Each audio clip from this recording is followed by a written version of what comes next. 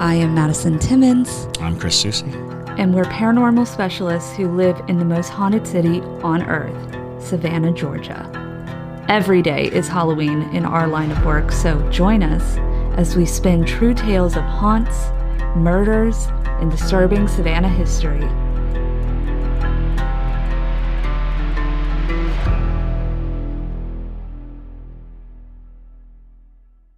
I'm Madison. I'm Chris. And welcome to the most haunted city on earth. Hello, and welcome back to another episode of The Most Haunted City on Earth. My name is Madison Timmons. I'm Chris Susie. And I'm JT Timmons. And today we are here with a Ghostmail. I wasn't sure. You're like, I was just making a sound for the fun of it, you know. Oh, it's Ghostmail. You've got mail. Yeah. That's the new sound is.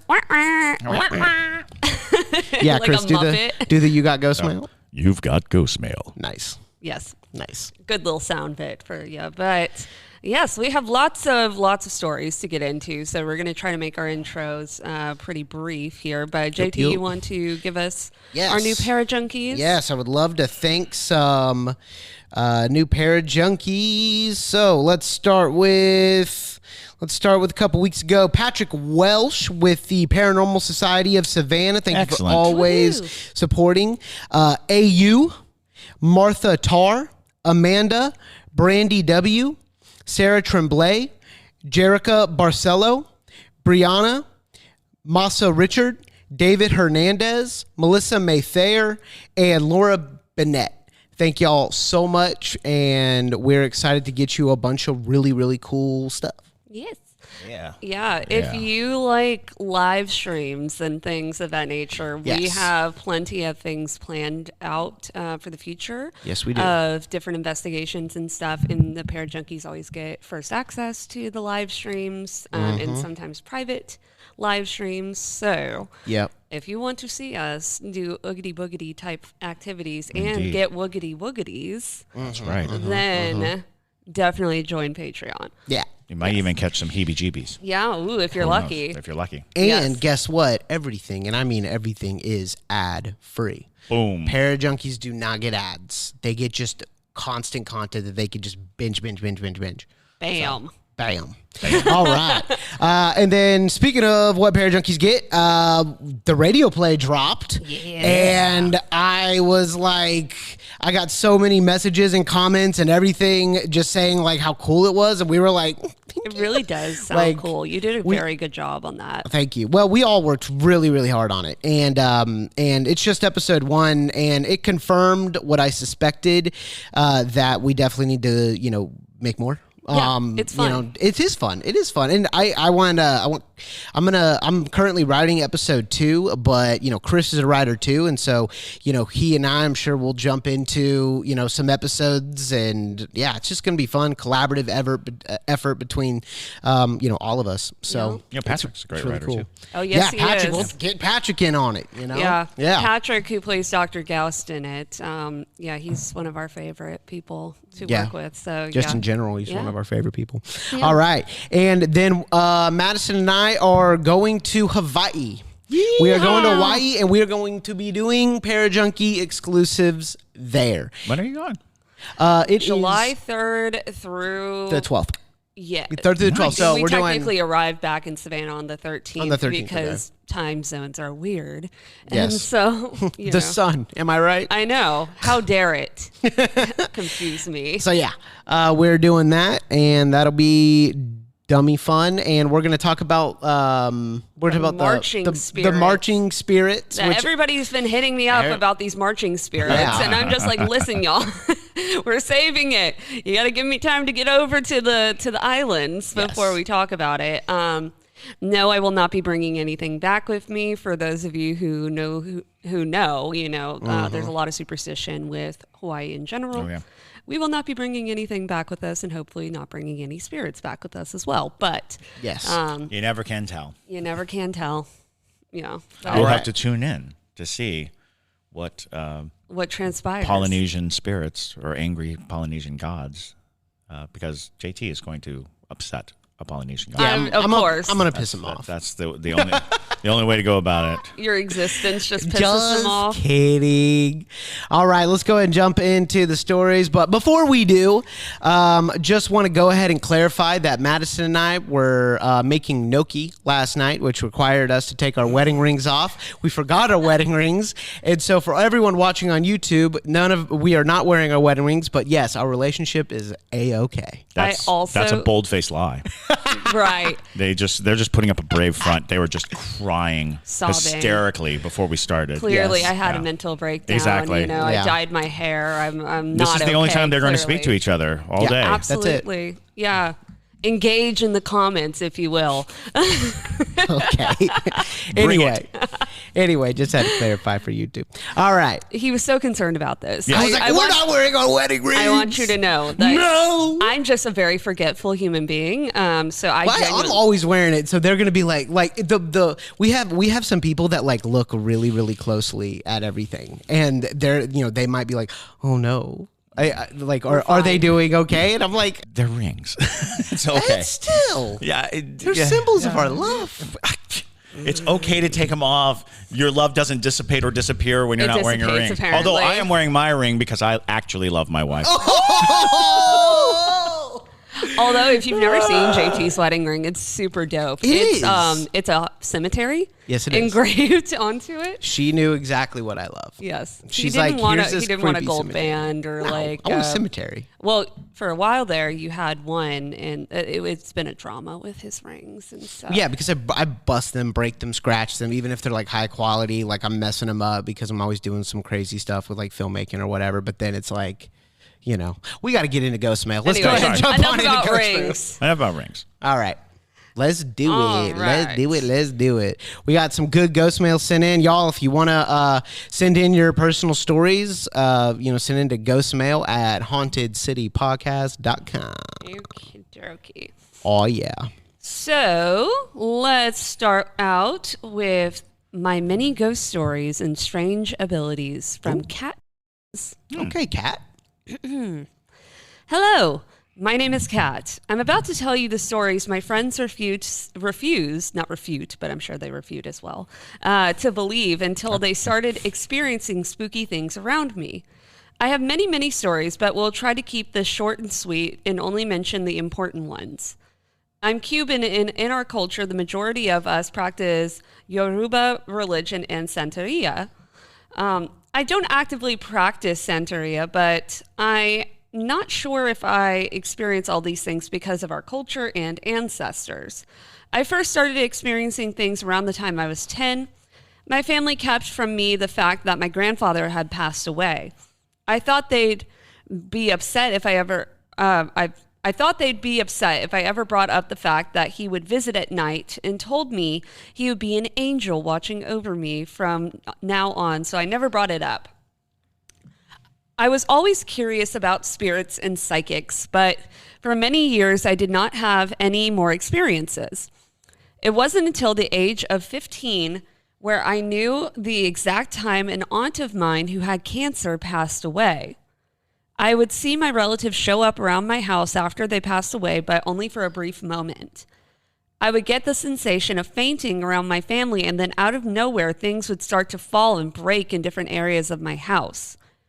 It was always small things like this that would go on, but it wasn't until I dated someone who practiced the religion that things went south really quick. I had a pregnancy and experienced sleep paralysis for the first time. A man showed up who I believe was one of the Yoruba saints and pointed at my stomach. The next day, I experienced a miscarriage. The relationship did not work out because the man I was dating turned out to be an absolute lunatic. When I broke up with him, he mentioned he would send all his saints to haunt me and make my life a living hell. I did not believe him. I don't think that's how saints operate, but, he can try. I did not believe him, and I moved back into my parents' house. I spent a total of 3 months without sleeping. I experienced the most terrifying sleep paralysis of my life every single night. I would have out of body experiences, and everything would look just like the Insidious movies. Ugh. I would come back and try to go inside my body, but evil spirits would be surrounding me, telling me I would never be able to go back in. I would spend the entire night fighting demons to try and come back. Every time I would try, my body would feel like I was having a seizure, trying to gain control of my body. Had similar experiences every night, but the worst one was a night I saw him. I saw a man with a goat face, a man's torso, and goat legs. He came up to me and would breathe heavy on my face. At the time, I didn't know what I had seen. I started researching and found out it was Satan himself. At this point, I thought I was insane and got myself checked out, but it turns out I was fine, and doctor just told me they were vivid nightmares. Wow. That's saying that lightly. I decided to stand up to these entities and began to pray every night. After that, my senses became stronger and I never saw them again. I do, however, now sense spirits all around and not only see them, but they can communicate things to me through emotions and through my thoughts. My friends and strangers, spirits that I would know nothing about, would come forward, which only validates everything I experience is real. Voices that would tell me things before they would happen. For example, a coworker of mine's mom ended up in the hospital. Before it happened, a voice had told me to ask him about his mom. Minutes later, my coworker got the call that his mom was in the hospital. Another time, I wanted to go to the beach real bad, and this voice told me that it would be dangerous. I decided not to listen and ignored that bad feeling that something terrible is about to happen. I got stuck in a tide and nearly drowned. As I was drowning, the voice told me, "I told you so." That's just rude. That's like, mean. It's like, if you can do that, at least help out, you know? Jeez. Luckily, my boyfriend, not the crazy one, saw me struggling and saved my life. Any advice on how to navigate these new abilities and further understand them? Why do you think this is happening, and would this make me psychic? If so, what kind? Best regards, Kat. No. Well, alrighty then. Well, that is intense. Walking straight into mediumship right there. Literally. Yeah, which is kind of the classic story of mediumship. Oftentimes is a family member becomes your spirit guide, knowing that you are entering into that kind of paradigm where you are suddenly aware or vulnerable to spiritual influence. Oftentimes a family member will step up and become your spirit guide. I think that's a classic story. I've heard it many times over, that family members will be like, I will be the shield between you and all of these things. Because a lot of mediums, they can communicate to a wide array of spirits through their spirit guide. They don't take the barrage of all these different spirits. And that's for the best, especially when you start talking about Yoruba and Santeria, and because there's a lot of derivation of divine entities. When you say, I don't think saints would behave that way, you have to understand that every time a religion assigns, or a belief structure, assigns attributes to spiritual entities, there could be a lot of changes that go on. Sure. There could be a lot of different ways of going about it. So you'll hear that the reckless nature of a lot of divine spirits are, in fact, because they are fulfilling roles that are kind of made up. Even the goat-headed, goat-legged Satan figure, that is an assignment, because if you go back far enough, you start to realize that these were pagan images that the Christians sought to quell, and so assigned them to demons and devils and things like that. So, the look of Satan is actually based on a prominent pagan symbol that had nothing to do with Satan, that had nothing to do with evil, that had nothing to do with all these things. But by assignment, it became what we recognize, and then becomes very much like, if you see it, it's not good news. You're not running up against Baphomet. You're not coming up against the original spirit that was assigned these attributes, you are now dealing with the interpretation that has been passed down and passed down and passed down. The Satan and the great Satan are concepts that needed a vessel, which need something that we can recognize, and that's why a lot of people will equate those things. But it's also compatible, right? Because once you can kind of get around the idea that these are beliefs, and that your belief can protect you, and that is, that's the road you're on, I believe. Absolutely. Well, it sounds like whatever it was understood the assignment. Yes, absolutely. Absolutely. Yeah, I mean, so when I say like saints wouldn't operate in that way, I think more so what I'm trying to convey here is is a lot of people, and now mind you, I am not an expert in either of these practices because they are closed practices and there's very little information available to the public. So take this with a grain of salt. But a lot of times... Black salt. You're ridiculous. Although, yes, very protective. Good on you. Gold sticker. Yeah. But yes, so a lot of people like to believe that they have control over deities, which is just wrong. They like to think that when they're working with a deity of any form, that they will go do their bidding or that they have any say over the deity's free reign. And that's just not it. Most deities will swiftly prove you wrong. And that is not to say that there are not deities out there that are not down with baneful magic or, baneful practice in general, because there are plenty of them. But to go as far to tell somebody that they're going to send their saints to haunt you for eternity is really high hopes in their regard. Because they're not in that type of relationship, more than likely. Now, they could believe they're sending their saints and they're sending totally different entities than what they think they're sending you, which is very possible as to why you saw that influx of... How powerful does it have to be to do that? What do you mean? Like to who? send... You can, if you're working with entities in that way, and you have kind of like contracts in that nature, of saying, well, that's how everything operates, is under of like, I'm going to do this if you give me this in return. That's how a lot of magic operates, especially with baneful magic, because there's no entity out there that's going to do that for free. Right. And, the classic is that any baneful act that you put on another, you're taking on, threefold or sevenfold. You're actually willing to sacrifice whatever it is that you're trying to do to another person. Before history is written, it's played. Before it's frozen in time, it's fought one shift at a time. Before it's etched in silver, it's carved in ice.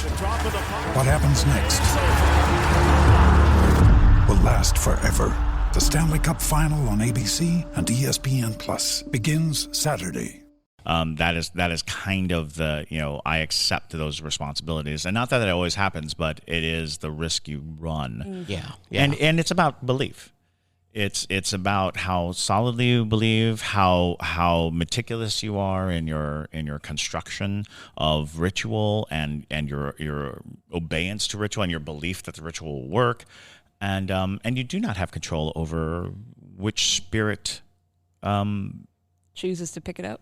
Picks it up. Yeah. Because it's the Star Wars thing. The dark side is very quick. You ask and you get.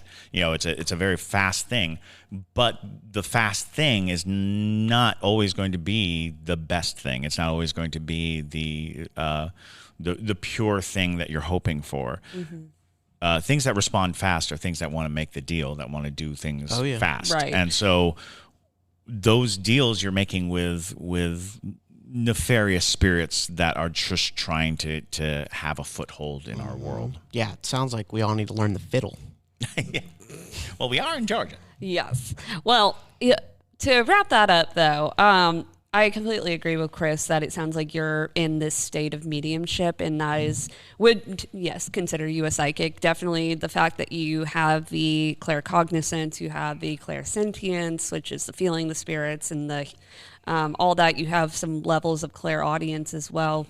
It sounds like you're very in tune and starting to balance out all of those abilities. So I would say a good next step is, while you're in that process of figuring out how to balance them, is learning ways to protect your energy.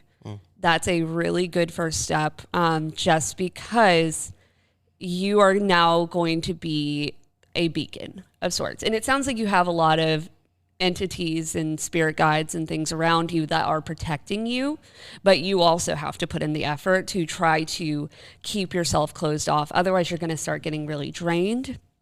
A lot of times you have to learn how to close that door to a certain level, because entities and spirits in general do not operate on the same time schedule as we do, or have any understanding. And if they get a hold of you for a second, they're going to take the opportunity if they really need to convey something to you. So if you have spirits like that around you all the time, you're going to have your energy just drained from you often. And you'll sometimes find yourself getting more sick, sometimes feeling a little bit more run down. And so it's important to learn with that and see what works for you to help close off your energy and to set those boundaries in place with entities. But that's just my personal 2 cents. Because from experience, I also had to learn how to do that to a certain degree. So, but yeah, it sounds like you're a very powerful medium as well, which is very exciting news for you. Oh, yeah. But all right. Thank you so much for sending that one in, Kat. We appreciate it. We do. Alrighty. On to the next one.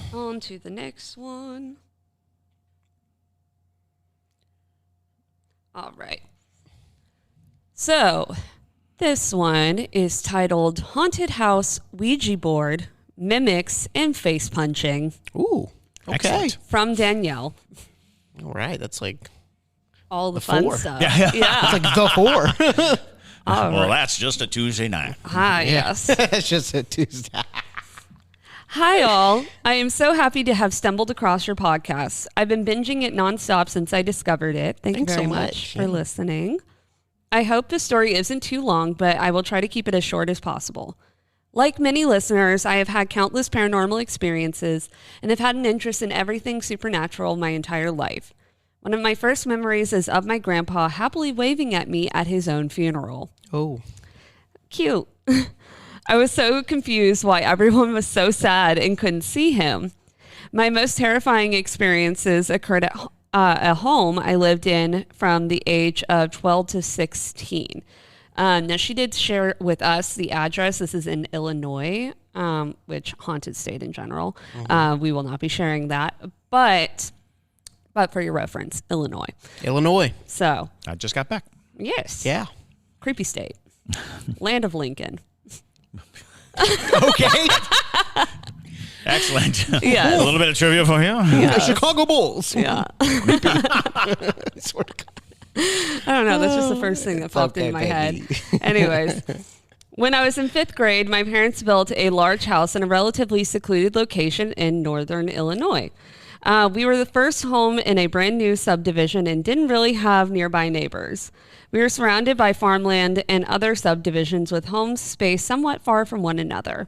We had 2 acres of land and a forest with a small lake in the backyard. All of this sounds wonderful, but it was unnerving being so secluded. My only knowledge of the history of the area is that there were a couple of Irish settlers that made their home in the area around 1840, and there was a very old Irish cemetery nearby. The lake I was living on was called Bonnie Lake, which was supposedly named after the daughter of the farmer that originally owned the land. There were some strange occurrences there the first couple of years, like hearing running in the halls at night and a terribly strong fear my 2 sisters and I had of the laundry chute, which is creepy. I mean, having a hole in the middle of your house that just shoots down to a different room feels unnerving. I don't know why, but it just does. So, Yeah. you know, I could see for sure. as a child being afraid of the weird hole in the house. Or eventually climbing into it. That's true. Those are the two choices you have. Yeah. Yes. I would have done that. Yeah. Now, things really picked up when my sisters and I started regularly using a Ouija board. Not surprising. One or all of us would have friends sleep over during the weekends and summers. The Ouija board was a staple of most of these get-togethers. It worked better and better every time because you're forming a relationship with it. That makes sense. We used it so often that I can only remember a few instances that stick out. The first time I became actually concerned with the board was when I was about 13 to 14, and my friend Jenny and I were using it, while my little sister Hannah and her friend Haley were in the room. I knew that my sister's friend's family had recently found a disturbing journal in their attic that detailed the mental collapse of the previous owner who had killed himself in the house. Okay. When the board said it wanted to talk to Haley, she asked if it was the man who killed himself in the home. The board said yes. Only Jenny and I were touching the board. So she asked some personal questions we wouldn't know, including what her locker combination was. All of the answers were correct. This made everything feel more real. The running in the halls at night got louder and louder. I would frequently feel an unseen hand touch mine and hear my name whispered often. I also started waking up every morning at 3 a.m. with the terrifying feeling someone was watching me. One of these nights at 3 a.m. I was so thirsty, I mustered up the courage to go downstairs to get water. My room was the first one at the top of the stairs, so I stepped out of my room and looked down the stairs. What I saw terrified me. There was a woman on the stairs looking at our family pictures. I was scared stiff and watched her. She eventually slowly looked at me, and we made eye contact for what felt like 5 minutes, but was probably 30 seconds. I ran to my room and hid under the covers. What was strange about this woman was that she was 3D, but in black and white. She looked exactly like this black and white photo of my grandma that I often admired. But the woman on the stairs had dead eyes, and her stare filled me with dread. I was afraid if I told anyone, they would think I was crazy, so I kept it to myself. Something similar happened months later. We had a bathroom with a mirror that reflected the same set of stairs. I was in that bathroom messing with my hair when I saw my younger sister in the reflection of the glass looking at me. She was crouched down on the stairs with her face between the bars. I thought this was odd because she was around 10 at the time, and she was in a position that would expect a much younger child to be in. I was still doing my hair, so I did not turn away from the mirror. Looking at her in the mirror, I laughed and said, "Hey, Hannah, what's up?" She just stared at me in the mirror. I kept asking her what she was doing, and she never answered. She just watched me. I eventually started to feel creeped out and turned around to ask her what her problem was. No one was on the stairs. I quickly hurried away from the stairs and let this sink in. I then realized how the look in my sister's eyes were similar to the look in the black and white woman's eyes. I again felt crazy and kept it to myself.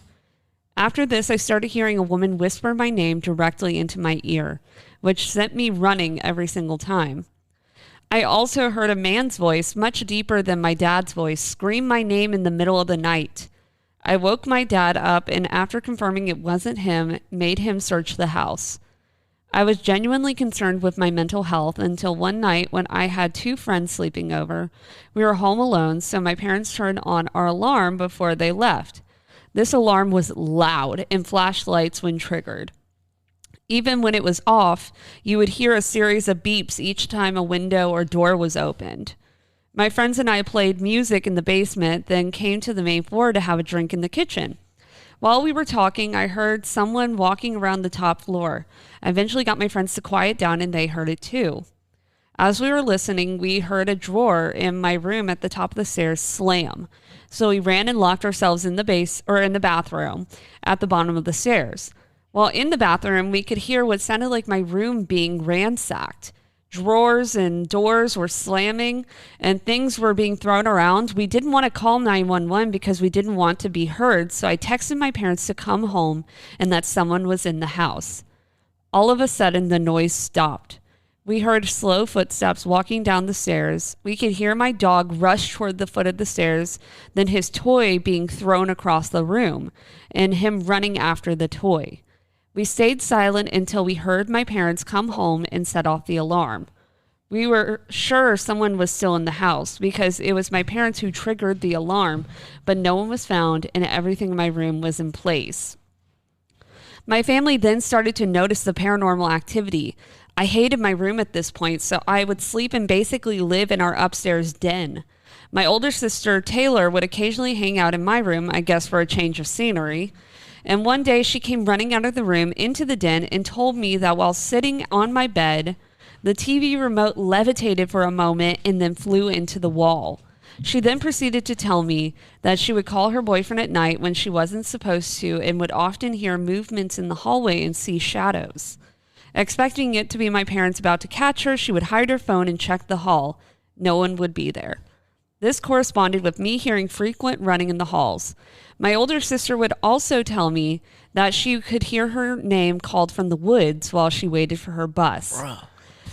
Really haunted house, but we had our own bus stop since we didn't have many neighbors at the time, but waited at the stop at different times because we went to different schools. Taylor was in high school, 10th grade, and I was in middle school, 8th grade, and Hannah was in elementary school, 4th grade. No one should have been out there other than her, and she could never see anyone when she looked into the woods after hearing her name. Everyone in my family had 2 experiences that I slept through. Both were at 3 a.m., which was odd because most nights I was woken up at 3 a.m. The first one happened in the middle of winter. Our back patio door was flung open and our alarm was triggered, which woke everyone except for me up. We were very diligent about locking doors. It was dangerously cold outside and there were several inches of snow. We don't know how someone managed to open the door or why someone would be outside in this secluded area in the winter. Everyone in the family besides me was woken up another time by my dad screaming. He and my mom fell asleep in the living room and he was woken up by being punched in the face. What? He was so distraught that he started screaming, accusing my mom of punching him.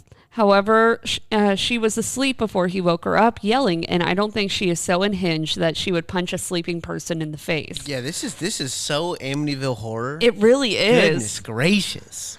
When my parents divorced, we eventually moved out of the house. I used the Ouija board a few more times after moving and have more stories about that if you want to know more. Basically, every time I pulled it out, it would work immediately, but whoever I spoke with was violent, aggressive, and seemed demonic, because it probably was. After having an especially scary experience using it with friends on Halloween, I had my friend throw it out of my car at a stop sign on our drive home. I drove by with my mom early the next morning to see if the Ouija board was where I left it, but it was gone. It might not be all the board's fault because other people in the area experienced paranormal activity. Someone who eventually moved to our street told my mom that she was tired of her son always closing all their blinds. She sent him to reform school at some point and then told my mom that over blinds? Over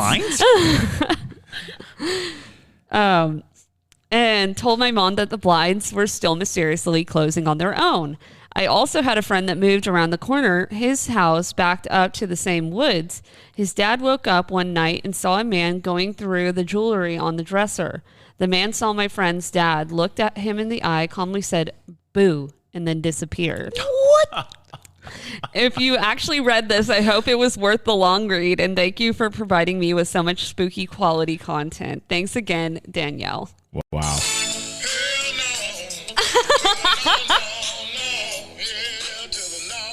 Absolutely. I figured that was appropriate. That's exactly how I feel. A lot to unpack. A lot to unpack. And I don't know. We've definitely spoken against Ouija boards on multiple occasions, but I don't know if I've ever proffered my full theory of a Ouija board. And that is basically there's only one spirit per board. When you initiate a contact, the biggest and strongest spirit in the area will come to the board. It's basically like turning a light on in the dark. And all of these spirits are just milling around in the dark. They see a light and they go for it and they fight over it. And once you establish, and that's why it starts haltingly, is because you're sometimes talking through a fight. But once that strongest, most powerful entity gets hold of the board, and it's not always a bad entity, but mostly think about what's going to be the strongest and what's going to be the fiercest and what's going to fight the hardest. Once it has its hands on that board, once it's got its communication tool, it's not letting it go. And one of the clearest indications was there's a Ouija board story in there that I'll tell one day, but it's that you will notice things like no matter who you're talking to, you might be talking to, I've got this person, June, talking through the Ouija board, or I got this guy, Timothy, on the Ouija board. Pay attention to the fact that they sometimes spell words wrong. They spell the same words wrong. It's because you're not talking to multiple people. You're talking to one that's just so into the connection. They want every bit of that connection, and the more connection you give it, the more strength it has and the more power it has. And you do the right thing by throwing it out and not destroying it. Yes. Because, of course, destroying a Ouija board releases whatever spirit is holding on to it, because it is a door. And if you crack the door open, the spirit comes out. Before she said that, I was going to ask publicly on this podcast if she could send it to us because hear me out. I don't want it. We're looking at creating like an actual set over there in the office for this, and I was like, oh, it'd be perfect for the set. This is how all of our stuff will get burned down. We're gonna I'm thinking we'll have a doll wall, and then we can have that Ouija board, but it's gone. No, why on earth would you do that to me? Because I love you. Anyway, you can construct a Ouija board and never use it, and then for decoration purposes, it's fine. I know, but this one's special. Oftentimes, if you go and buy, we don't need a special board, and that is one bit of what's going on. But I find it interesting that you are living on what was formerly Irish land, because a lot of that activity does sound like the kind of thing that Irish folklore and Irish superstition plays on. A lot of it, and what you realize is when people come to a new world, or when they're trying to start up a new life, they are using every bit of their own superstitions, their own folklore, their own beliefs, and they are infusing it into the region, into the area. They are giving a little bit of their home to the land. And so mirror entities, doppelgangers, that kind of notion is a spirit that is trapped in a mirror can absolutely adopt the look of anybody who looks into the mirror. Right. And so when you see something in the mirror and you turn around and it's not there, that is a little flex on the mirror spirit's part. Seeing a ghost that you liken to a photograph that you like, that's another mimic trick. Utilizing something in your mind, trying to be approachable. It's like, oh, you have a picture on your wall. Well, I will emulate the picture so that you don't freak out when you see me, so you will come closer, so that you will, engage with me, so that you will have a relationship with me. So, yeah, lots of very classic haunting situations that fall into line with old folklore. And when I use the word folklore, I'm oftentimes just talking about old religions, old beliefs. Folklore is what we've categorized as past common usage. But those beliefs are strong and the superstitions are strong, and we still do a lot of those things. We still knock on wood, to keep the spirits from hearing our thoughts. I don't split a pole. Yeah. I don't split a pole. There you go. He actually gets really upset if you split a pole with him. If I like you. Yeah. Yep.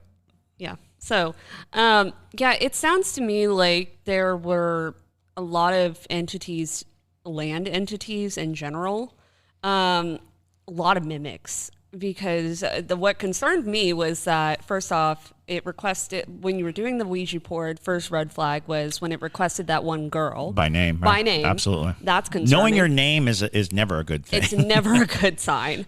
And then you were hearing your name. Your sister was hearing her name. that sounds to me like something that has now formed a relationship and a bond with your family. And so I actually didn't think about relationship. I thought more dominance, because if